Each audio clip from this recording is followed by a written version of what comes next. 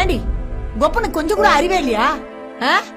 உங்க குடும்பத்துக்கு மூத்த சம்பந்தினா என் பேர் போடாமே பத்திரிக்கை அடிச்சுக்கிட்டு வந்து இங்க குடுத்துட்டு போயிருக்கான். அதுவும் நான் இல்லாத நேரமா பார்த்து.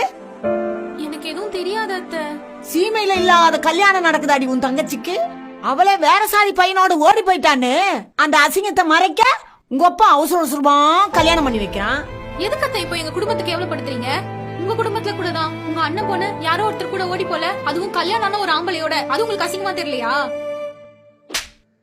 என்னடி வாய் ரொம்ப நீளுது.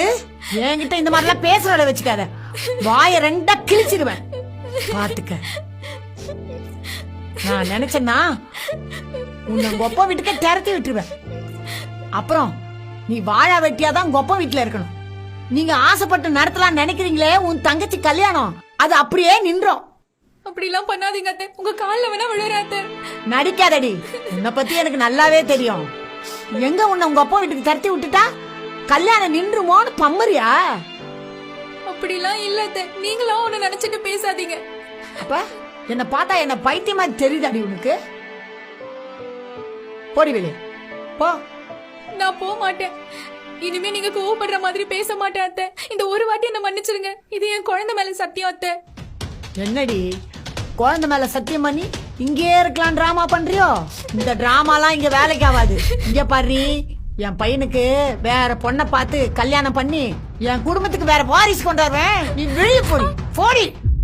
உங்க அம்மாவோட பேரை பத்திரிக்கையில போடலன்னு என்கிட்ட சண்டை போட்டு என்ன வீட்டை விட்டு வெளில துரத்திட்டாங்க. வீட்டை விட்டு துரத்தி விட்டா அதுக்கு நான் என்ன பண்ண முடியும்? எங்க அம்மா எது பண்ணாலும் என் நல்லதுக்கு தான் பண்ணுவாங்க. இப்படி சொன்னா எப்படிங்க? உங்களை நம்பி தானே கல்யாணம் பண்ணிட்டு வந்தேன்.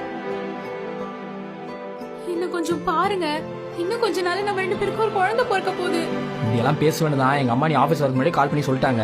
எனக்கு உன் கூட வாழ சுத்தமா விருப்பம் இல்ல. இனி நீ யாரோ நான் யாரோ. இந்த வாரத்துக்குள்ள உனக்கு டிவோர்ஸ் பேப்பர் கையில வந்து சேரும். மரியாதையா கையெழுத்து போட்டுரு. அப்பதான் என்னால இன்னொரு கல்யாணம் பண்ணிக்க முடியும். அழுவாதிரி, இது ஆபீஸ், 4 பேர் வந்து போற இடம். இந்த மாதிரி அழுது டிராமா கிரியேட் பண்ணிக்கிட்டியா? இவ்வளவு நாள் என்ன உன்னை புடிச்சு வாழ்ந்துட்டு இருந்தேன்னு நினைச்சியா? அப்படிலாம் ஒரு மண்ணும் இல்ல. என்னடா நீ உங்க அம்மா ரொம்ப பேசுறீங்க? ஏழைங்க நாங்க அப்படி என்ன தப்பு பண்ணோம்? எங்களை விட வசதி கொஞ்சம் கூட இருக்க வீட்டுல வாக்கப்பட்டது தப்பா? சொல்லுடா. நீங்க தானே வீடேறி வந்து பொண்ணு கேட்டீங்க. அப்ப தெரியலையா உங்களுக்கு எங்க வீட பத்தி? பொண்ணுங்க நாங்க ஏன் மாமியார் எவ்வளவு கொடுமை பண்ணாலும் தாங்கிட்டு இருக்கோம் தெரியுமா? கட்டின புருஷன் இருக்கான், அவன் நமக்காக வந்து நின்னு பேசுவான், நமக்காக எதனாலும் பண்ணுவான்னுதான். ஆனா இப்போ இங்க அதுவே இல்லைன்னு போது நீ கட்டின தாலி மட்டும் எனக்கு எதுக்குடா? இந்த புடி. நான் டிகிரி வரைக்கும் படிச்சிருக்கேன். என்னால முடிஞ்ச வேலையை செஞ்சு என் குழந்தைய காப்பாத்திக்க எனக்கு தெரியும். நகரு.